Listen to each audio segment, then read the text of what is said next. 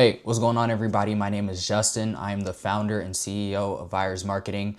And in this video, I'm going to be going over some of the most common reasons of why your ads probably aren't performing since the Meta Andromeda update and some of the things that you can do to fix that. So before I even get into this video, I'm not even going to waste your guys' time. All I ask is that you guys like and subscribe. Let's get into it. All right, cool. So let's go ahead and get into it. Now, before I even get into the problems and the solutions, first, why even should you listen to me? So like I stated earlier, I'm the founder of Virus Marketing. We've generated over 7 figures in revenue across many different 6-figure D2C ecom brands. And I'm only 17 years old, so it's pretty cool. We work with plethora of different niches inside of ecom. So we work with different clothing brands, skincare, beauty, home decor, wellness brands, and different health and wellness products as well, fitness products, just a number of different niches as well. So the information I'm going to be giving you in this video, it's not tailored to one niche. This is for just e-commerce in general, the D2C branded ecom. And then we're working with clients in the US and Europe. So yeah, I mean, that's pretty cool as well. And then just to drop some case studies for you guys, we have a 82K month right there. It's a 87K case study, 60K generated in about, I want to say, a month, 40K month right there, and then 100K generated in about 3 months. So cool. The objective of this video is going to be A, to understand why your ad stopped working, B, reframe your mental blame from ads are dead or just Meta ads don't work anymore to instead the system has changed and so now you have to adopt the system that actually works. And then 3, position your creative and back-end systems as the solution, because essentially that is going to be your solution, your creative and your back-end systems. And so if you want all of this done for you by my team, there's going to be a link in the description to our website. You can check out our website. You can book a call with us, see some of our client testimonials if that's something you are interested in. But okay, cool. So just some common, myths and misconceptions since the Andromeda update. Some common myths are that, Meta ads are dead, which definitely isn't true. Meta ads, advertising on Meta or TikTok or any of these platforms, it's never going to essentially be dead, especially advertising through Meta, given that they own Facebook and Instagram. TikTok I can't really speak too much on, but advertising on Meta as a whole will never just be dead. CPMs are too high. That's a personal problem. That's not a Meta issue. That's on you. iOS ruined everything. That's also a common misconception. It can actually, in most instances, we've seen, it actually helps in terms of, audience targeting. And then the common mindset of it worked last year, though. Obviously, what worked last year isn't going to work this year. Hence, you wouldn't be watching this video. So here's the reality. The delivery system changed. And before we can even get into the problems that you're facing, why you're facing these problems, and then said solutions, we have to understand what the Andromeda update is. And in its simplest form, the Andromeda is just Meta's AI system does a way better job at personalizing the creative delivery to pocket audiences. And when I say pocket audiences, I mean like smaller audience pools that you probably didn't consider. So Meta is doing a better job at making sure that your creatives land in these different smaller audience pools and that they're personalized towards different people depending on said interests or what they've been searching lately, etc. And so because of this, we're going to get into all of that. But basically, the delivery system changed. And so old setups don't necessarily translate the same. If you're structuring your campaigns and your ads the same way, and your creatives as well, or your creative execution system, if you're structuring it the same way you would a year ago now, it's not going to perform for a long time. It might perform for a little bit if your creatives are good, because that's truly all that really matters now. Your creatives being good. However, if you are doing exactly what would have worked, let's say for a streetwear clothing brand last year, which would have been something like posting a bunch of top of funnel lifestyle content and just running ads like that over and over and over again, that worked. That would have worked last year. You can run that same style. You could even have the same video clips and just rearrange the different clips and run those different creatives. And if the clips were good, they worked. But you can't do that now. And so if you intend on having like a system like that now for your meta ads, you're not going to get results. So that's what I mean by old setups don't translate. And then same ads aren't going to necessarily get you the same results. If you are constantly, and it literally goes hand in hand with the example that I just gave you guys. If you are constantly running the same ads in the same, like just over and over and over again, it's not going to get results. And I'm going to break down, why that actually is, and I'm going to go in depth on that. But you can't do that anymore. And so the consequence of, kind of leaning towards these myths and kind of acting, towards these myths and not getting with the reality is that you're going to see that costs are going to feel unpredictable. Like you're going to feel like you're spending a lot with, very minimal return. You're going to see that ads seem to spike and then die. Like they're going to perform for a little bit and then they're going to die very quickly. You're going to find yourself trying to constantly refresh said creative. It's not going to work out in your favor. And scaling feels impossible. At the end of the day, things are not working out in your favor because you're running a pre-Andromeda system and a post-Andromeda platform. Guys, you have to understand that the Andromeda update isn't just like some new minor tool that Meta added to their system. It completely changed how the creatives are being delivered. And so that is a common misconception that, this is just like a small update. Or at least it was in the beginning. Of course, now it's December. So, I mean, a lot of people are at the very least a little familiar or aware of the update. But back when the update first came out, well, people were so used to running like the same systems and stuff like that, and they didn't really understand that this update was so huge that it was going to change everything. And so because of that, that's why so many people saw that, around, I want to say late July, August, September, their ads, like their campaigns died. So let's get into what Andromeda actually changed. So beforehand, interest targeting actually mattered. Targeting by interest wasn't a bad idea at all. In fact, a lot of people, saw success with it, especially if, your brand's audience is very niche, though that was actually recommended. One winning creative could carry the ad account. I mean, I have clients who we have ads that have been running since literally last year, since last December, and they're still, getting results. They're still maintaining. I mean, now it's about, I want to say, on average, for one of our clients, Attilius Apparel, who I made a video on, I think that was my first video actually, when I made a video on them, we have a specific creative in their ad account that has been running since last December. And the ROAS fluctuates between, I want to say 2.8 to like a 5x, right? And it's been fluctuating like that for literally the entire year, but that is still profitable. So we're chilling. Anyway, I just yapped a little bit. But the point is that having like that one winning creative could take your ad account very far.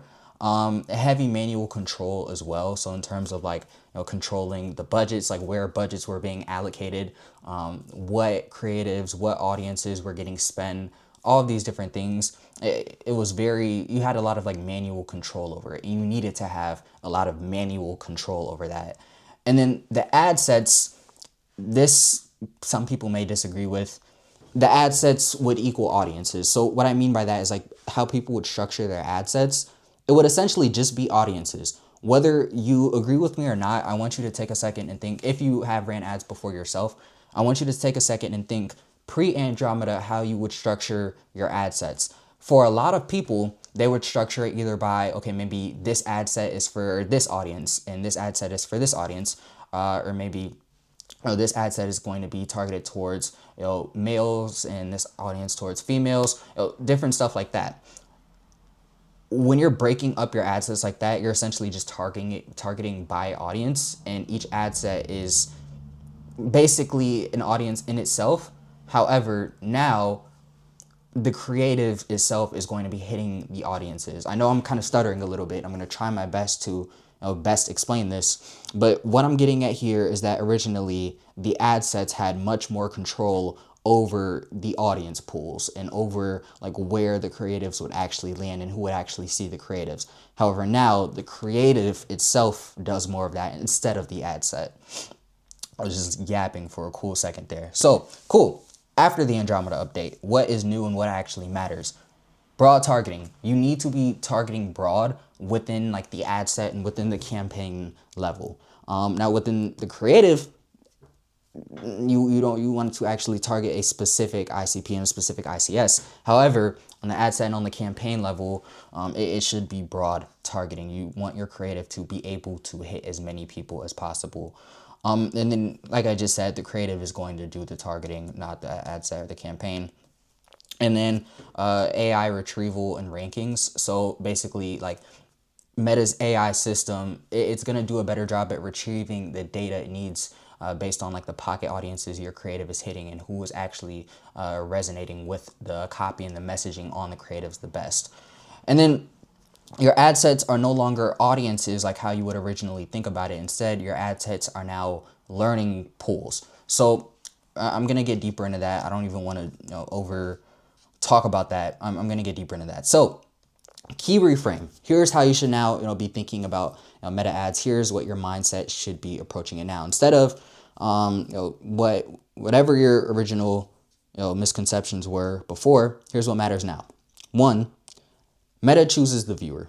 More specifically, like your creative and like the different elements within the creative, so like the creative copy, the style, the angle, all of those different things is going to play a very big role in the different ICS and who actually is seeing the creative. However, Meta is going to be choosing the viewer. So, no more setting up different ad sets with like interests and stuff like that, trying to choose who sees your ads. Let Meta choose who sees the ads. And second, your job is to supply the options. It's more important than it sounds because it's not just, your job is to run the creatives. Duh, your job is to run the creatives. What I mean by your job is to supply the options is because what have we just been talking about for the past 17 minutes? We've just been talking about the fact that, okay, cool.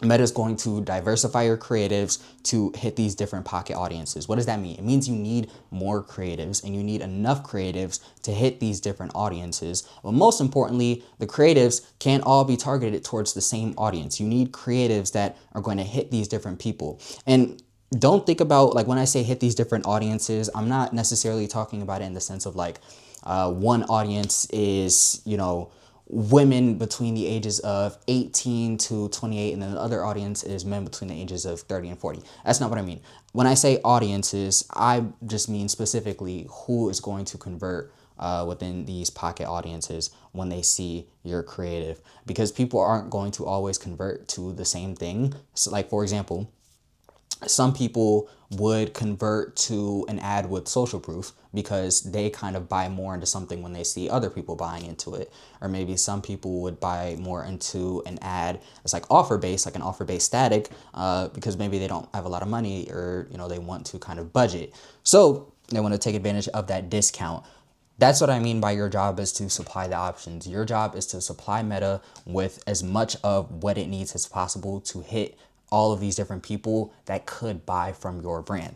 So I know I've just been yapping for a cool 20 minutes, but that was all very important. Now let me go into the different problems and the actual solutions. So problem one that most people face, old targeting strategies. So what people do, they'll run, like I said, layered interest stacks, different lookalike stacks, which I'm not even completely against lookalike stacks, but that's for another video. But running ads in tiny audience pools, that's going to mess you up because, like we've literally just been talking about for the past 20 minutes, Meta needs to hit as many people as possible. It's going to break because it's going to slow down your learning, it's going to starve your data, and it's going to limit your creative matching. When you are shooting these creatives to a small pool of people, it's going to limit how many within that pool can actually convert versus if you just let Meta do its thing. So here's what you should fix. If that's you, you need to be running fewer ad sets with broad targeting, and the creative is going to segment, like we've been talking about, the creative is going to segment essentially the users, the customers. The creative is going to segment who sees your ad. So I made this visual analogy because, me, I kind of like, I'm a visual learner. I need to kind of see things to best explain it. So here's what a lot of you guys are doing as messing up. I'm going to explain it like this. You guys have played this game like at an arcade before. You know this game. You know the objective of the game: roll the ball into the hole, score as many points as possible, right? And so in this analogy, let's say the ball is your ad, right? And then the pathway, like this wooden pathway, is like the delivery, like who it's being delivered to. The different holes, not the value of the holes, but the different holes are like the different conversion potentials, so like different conversion opportunities, different pocket audiences, etc. And then the numbers above said holes are the revenue potentials. So 100 being the most money or the most revenue potential, and then 10 being the less, right? When you are running interest stacks post Andromeda, this is what you're doing. You're putting like barriers, like little layers on the kind of runway right here. And so that's what I kind of drew here. It's supposed to be like barriers. Right. It's supposed to be barriers. And so these barriers represent targeting constraints. So lookalike audiences, demographic targeting, interest targeting. This is what you're doing, right? Instead of letting Meta just have the entire runway, you are, by trying to control who sees it more, you're actually constricting it, right? And so now let's see, and like I said, the ball is going to be your ad or creative plus the copy in this instance. If you actually look at the, like, say you roll this ball with the constraints up, it's probably never going to hit the hundreds. It's probably only going to hit 10 through 50.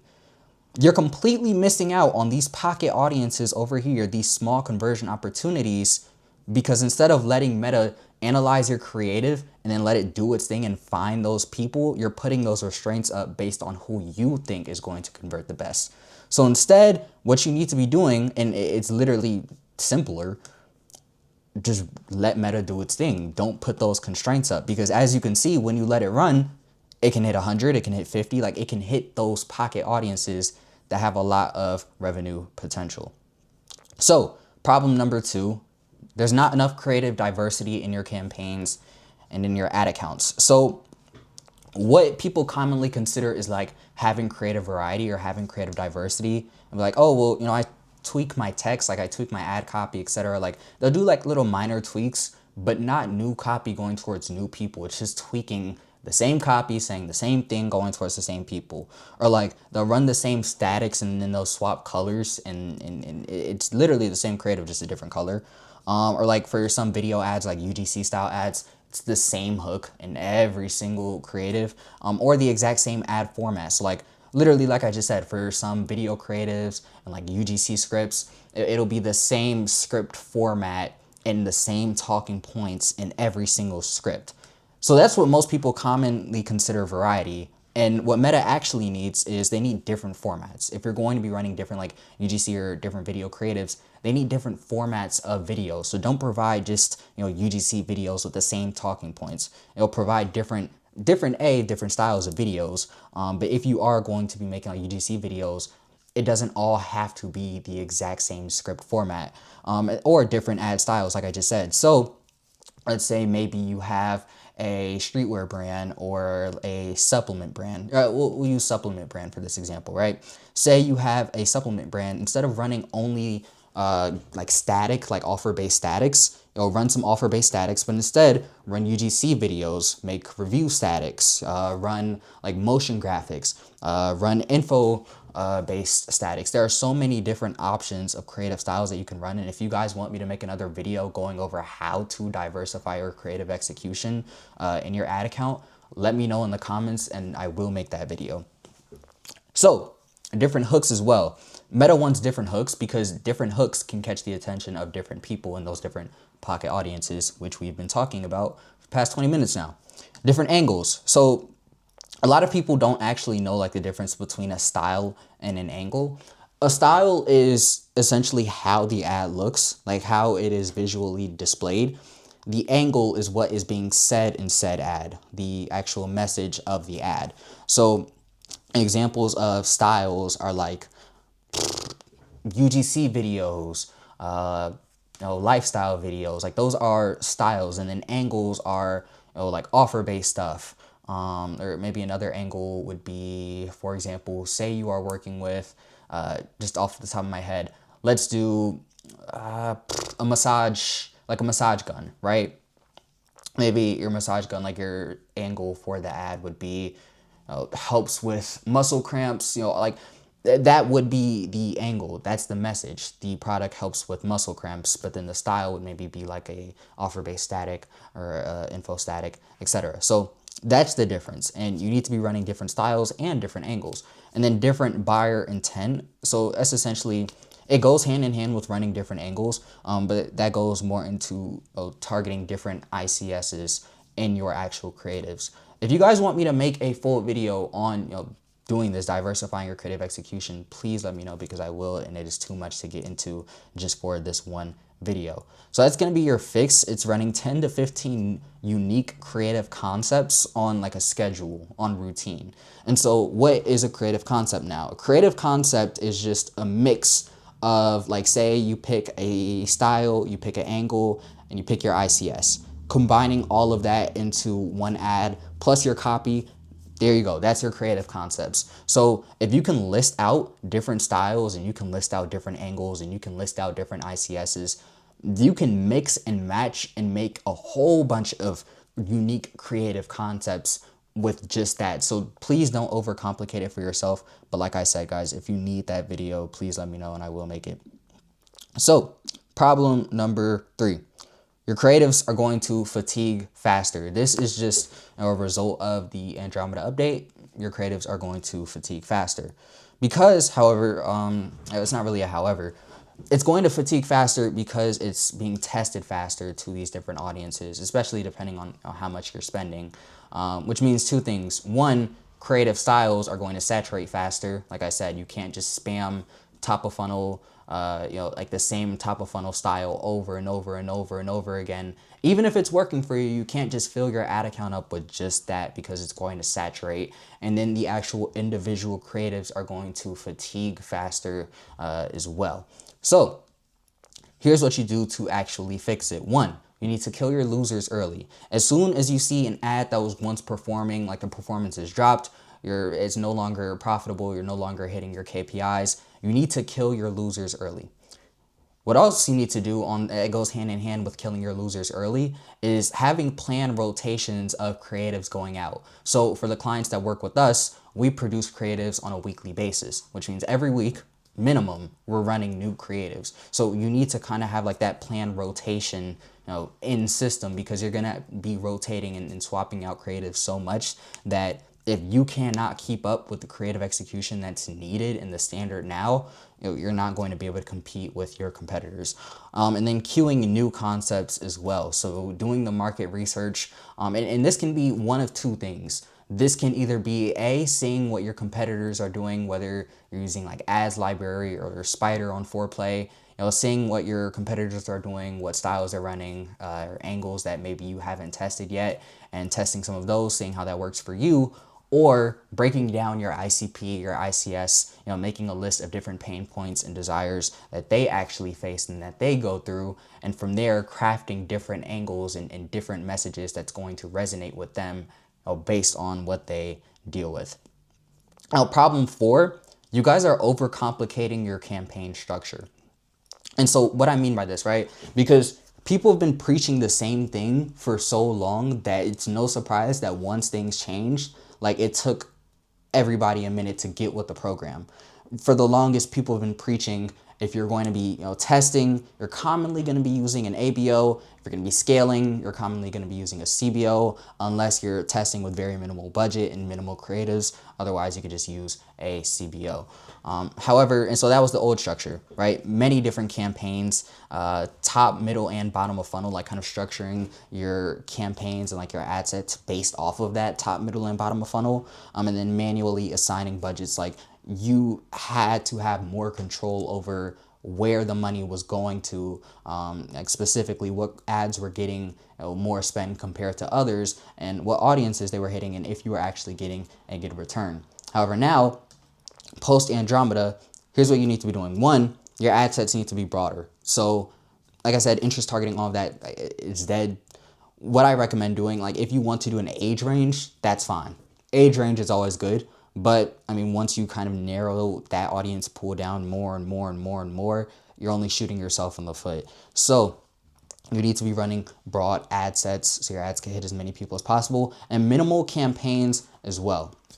You don't need to, have 5, 6, 7 campaigns stacked on top of each other anymore. And CBO and test is going to be the testing campaign structure in most instances. So Remember how I just said, like, people would most commonly say, if you're going to be testing, it's going to be done in an ABO. Now it's going to be done in a CBO. And then creative itself is going to drive the results. In your ad account, the creative is going to be the most important thing.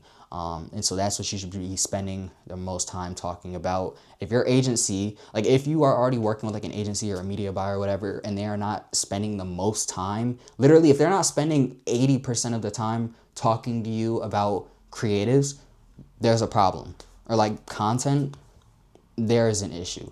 And so problem number 5, weak signals and backend. Guys, what you have to understand is that now conversions API is, pretty much needed for the most optimal signals to be sent back. On top of that, if you have a weak backend, that's affecting the signals that's being sent back. So you're basically starving your own machine. It's like if you are sending traffic to this landing page that isn't converting, and perhaps it's the right traffic, but where you're sending these people to, like, it's no shot they're going to convert. You're sending that data back, but you were hitting the right people. It's simply your weak backend. And so it's starving yourself. And so because of that, you cannot optimize for higher conversion value and volume if your backend isn't converting to the fullest extent. And so here are some symptoms. Like if this is you, here's what that might look like, right? One, you have a low conversion rate or a big drop off. So if you go into Shopify and you check your analytics, and you actually see like the drop off between the landing page, the cart or add to cart page, checkout page, and then actual purchase. If you actually go through all that and you see like a huge drop off of the conversion, you have a problem. If your return is inconsistent, if you cannot consistently put money into ads, and like, of course, in the testing phase, it's testing, but when you're scaling and you see that even in scaling, your return is still inconsistent, but your creatives are doing everything it's supposed to be doing, then your backend needs to tighten up. And then like high and inconsistent CPMs as well. It's honestly a creative issue that would need to be fixed in that instance. But that kind of goes hand in hand with like weak signals and sending back bad data.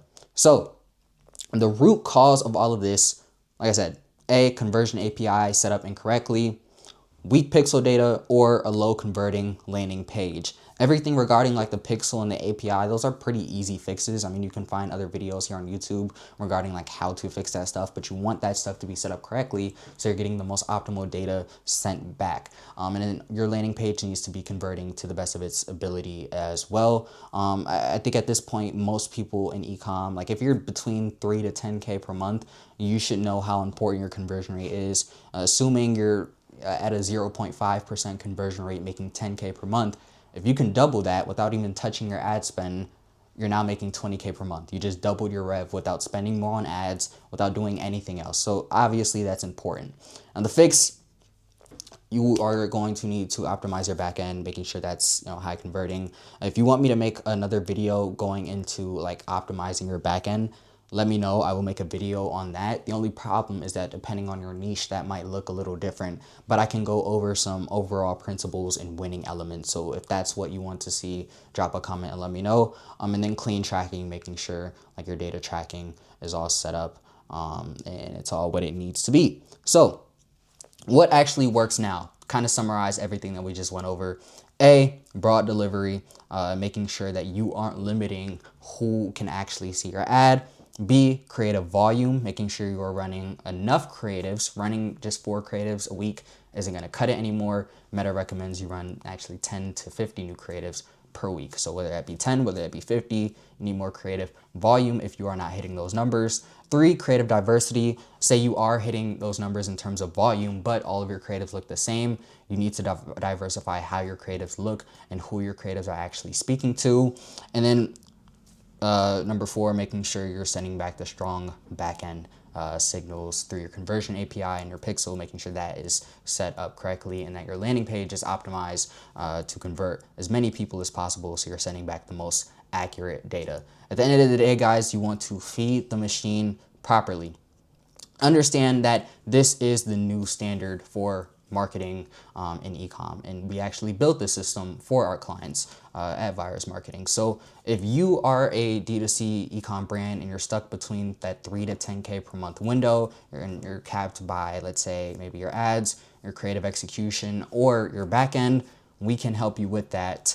And how we'll help you with that is by installing all of these systems that I kind of went over in this video, plus more that I've honestly went over in other videos as well. So if you want to check those out, you can, because I go over some systems that I don't really talk about in here. But for our brands that we work with, we install all of these systems specifically by handling your Meta and TikTok ads and your ad strategy and managing that long term, of course, optimizing your backend and your site, editing your creatives for you and making more creatives for you, and handling your customer retention via email and SMS. So if that's something you are interested in, like I said, there is a link in the description for you to check out our website. You'll see a couple of testimonial videos, get a good idea of what it is that we do and how we handle all of this for our clients, and how we get these, the results that you've seen. And so yeah, it's pretty much it from me. That's all I really had to say in regards to this. It's the end of my little Miro board. If you guys are facing a problem like in your ad account or just overall that I didn't really touch up on, or none of these are really resonating to your specific problem, let me know in the comments and I'll respond to you with a more accurate fix. But that's it for me. If you're interested in working with us, link in the description, and I'll see you guys later.